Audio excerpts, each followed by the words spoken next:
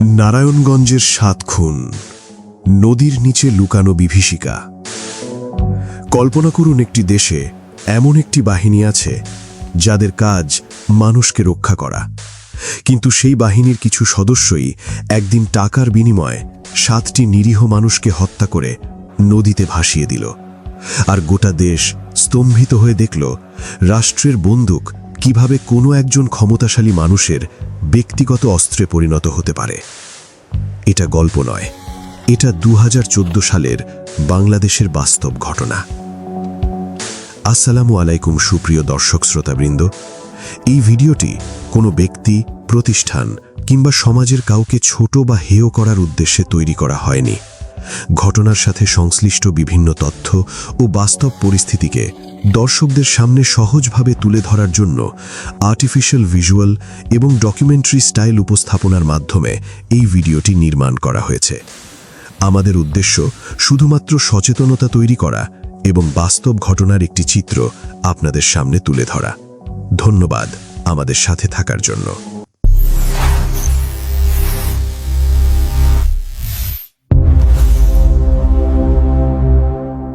নারায়ণগঞ্জ, ঢাকার ঠিক পাশের এই শহরটা দেশের অন্যতম ব্যস্ত বাণিজ্যিক এলাকা। শীতলক্ষ্যা নদীর তীর ঘেঁষে কুড়ে ওঠা এই শহরে কারখানা আছে, রাজনীতি আছে, ক্ষমতার দ্বন্দ্বও আছে। আর সেই দ্বন্দ্বেরই চরম পরিণতি ঘটল এপ্রিলের এক দুপুরে। নজরুল ইসলাম, নারায়ণগঞ্জ সিটি কর্পোরেশনের প্যানেল মেয়র। এলাকার মানুষের কাছে তিনি পরিচিত মুখ, বিশ্বস্ত মুখ। রাজনীতিতে তার একটা নিজস্ব অবস্থান ছিল, কিন্তু সেই অবস্থানটাই কারো কারো কাছে হয়ে উঠেছিল বিপদের কারণ নজরুল মাথা নত করতেন না। আর নারায়ণগঞ্জের রাজনৈতিক সমীকরণে যার কাছে মাথা নত করার দরকার ছিল তার নাম নূর হোসেন। নূর হোসেন সিদ্ধিরগঞ্জ আওয়ামী লীগের ভাইস প্রেসিডেন্ট, নারায়ণগঞ্জ সিটি কর্পোরেশনের কাউন্সিলর। এলাকায় তার দাপট, তার প্রভাব, তার ক্ষমতার বলয় সবার জানা। কিন্তু নজরুল ছিলেন তার রাজনৈতিক প্রতিদ্বন্দ্বী। একই মাঠে দুজন, কিন্তু একজনের উপস্থিতি আরেকজনের জন্য অসহ্য হয়ে উঠেছিল। নূর হোসেন সিদ্ধান্ত নিল নজরুলকে সরিয়ে দিতে হবে, কিন্তু কিভাবে? সাধারণ পথে নয়, সে বেছে নিল রাষ্ট্রের নিজের বাহিনীকে। নজরুলের শ্বশুর শাহিদুল ইসলাম পরে অভিযোগ করেন, নূর হোসেন র্যাব সদস্যদের ৬ কোটি টাকা ঘুষ দিয়ে এই অপহরণ ও হত্যা ঘটিয়েছে। ৬ কোটি টাকা, ৭টি মানুষের জীবনের মূল্য।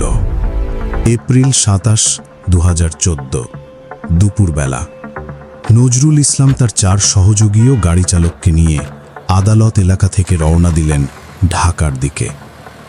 ঢাকা নারায়ণগঞ্জ লিংক রোডের লাম্পারহা এলাকায় হঠাৎ র্যাব সদস্যরা তাদের গাড়ি থামায়। তাদের তুলে নেওয়া হলো একটি মাইক্রোবাসে। ঠিক সেই মুহূর্তে পাশ দিয়ে যাচ্ছিলেন সিনিয়র আইনজীবী চন্দন কুমার সরকার, তার ড্রাইভার সহ। সামনে কি ঘটছে দেখে তিনি চিৎকার দিয়ে ওঠেন। আর সেই মুহূর্তে র্যাব সদস্যরা সিদ্ধান্ত নেয় কোনো সাক্ষী রাখা যাবে না। চন্দন ও তার ড্রাইভারকেও ধরে আরেকটি মাইক্রোবাসে তোলা হয়। ৭ জন মানুষ দিনের আলোয় জনবহুল রাস্তায় চোখের সামনে গায়েব। সেদিন রাতে তাদের নিয়ে যাওয়া হয় শিবপুরে। একটি নির্জন জায়গায় গাড়ি থামে। তারপর সিদ্ধান্ত নেওয়া হয় কাঞ্চনপুর ব্রিজের নিচে নিয়ে যাওয়া হবে লাশ। একটি মোটরসাইকেলে আনা হয় ঘুমের ওষুধের 7টি ইনজেকশন। একে একে জ্ঞানহীন করা হয় ৭ জন মানুষকে। তারপর তাদের মুখ পলিথিনে ঢেকে গলায় দড়ি দিয়ে শ্বাসরোধ করে হত্যা করা হয়। প্রতিটি লাশের পেট কেটে শরীরের সাথে ইটের বস্তা বেঁধে ছুঁড়ে দেওয়া হয় শীতলক্ষ্যার গভীরে। পরিকল্পনা ছিল নিখুঁত, লাশ কখনো ভেসে উঠবে না। কিন্তু ৩ দিন পরে, এপ্রিলের ৩০ তারিখে শীতলক্ষ্যার বুকে ভাসতে দেখা গেল ৬টি ফুলে ফেপে ওঠা লাশ। পরের দিন ভেসে উঠল ৭মটি। নদীর জল আর গোপন রাখতে পারল না সেই বিভীষিকা। সারা বাংলাদেশ স্তব্ধ হয়ে গেল। তদন্ত শুরু হলো, আর তদন্তের সুতো ধরতে গিয়েই বেরিয়ে আসতে লাগল একের পর এক ভয়ঙ্কর সত্য। একটি অডিও ফাঁস হয়ে গেল বাইরে। সেখানে শোনা গেল অধৈর্য নূর হোসেন ফোনে বলছে, এতক্ষণ লাগে কেন মারতে? হত্যার পুরো রাত ধরে সে ফোনে যোগাযোগ রেখেছিল, অপহরণ থেকে লাশ ভাসানো পর্যন্ত প্রতিটি ধাপে। তদন্তে বেরিয়ে আসে র্যাব 11-র commanding officer lieutenant colonel Tareq Sayed Mahmud, major Arif Hossain এবং লেফটেন্যান্ট কমান্ডার মাসুদ রানা নিজেরাই জিজ্ঞাসাবাদে সম্পৃক্ততার কথা স্বীকার করে। একটি এলিট বাহিনী বছরের পর বছর সন্ত্রাসীদের মোকাবিলা করেছে, জঙ্গি ধরেছে, দেশের নিরাপত্তায় কাজ করেছে। সেই একই বাহিনীর কিছু সদস্য পরিণত হয়েছিল ভাড়াটে খুনিতে। নূর হোসেন পালিয়ে গেল ভারতে। কলকাতা পুলিশ তাকে আটক করে 2014 সালের জুনে। প্রায় 1.5 বছর পর 2015 সালের নভেম্বরে ভারত সরকার তাকে বাংলাদেশে ফেরত দেয়। পালিয়েও রেহাই পেল না সে।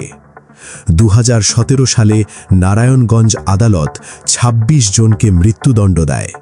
হাইকোর্ট পরে 15 জনের মৃত্যুদণ্ড বহাল রাখে।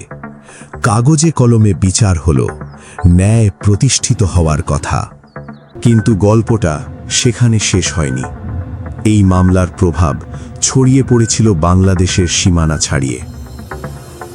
নারায়ণগঞ্জের এই হত্যাকাণ্ডের পর যুক্তরাষ্ট্র র্যাবকে ইন-হাউস ডেথ স্কোয়াড বলে আখ্যা দেয় এবং এই বাহিনীকে ভেঙে দিতে বলে। সেই দাবি তখন আমলে নেওয়া হয়নি। বছরের পর বছর ধরে অভিযোগ জমতে থাকল। মানবাধিকার সংস্থা অধিকারের হিসাব বলে 2009 সাল থেকে বাহিনীর হাতে প্রায় 2,500 মানুষের মৃত্যু হয়েছে, আর শত শত মানুষ গুম হয়েছে।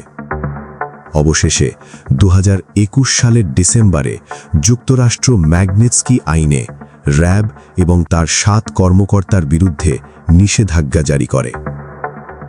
দক্ষিণ এশিয়ার ইতিহাসে এই ধরনের পদক্ষেপ ছিল বিরল।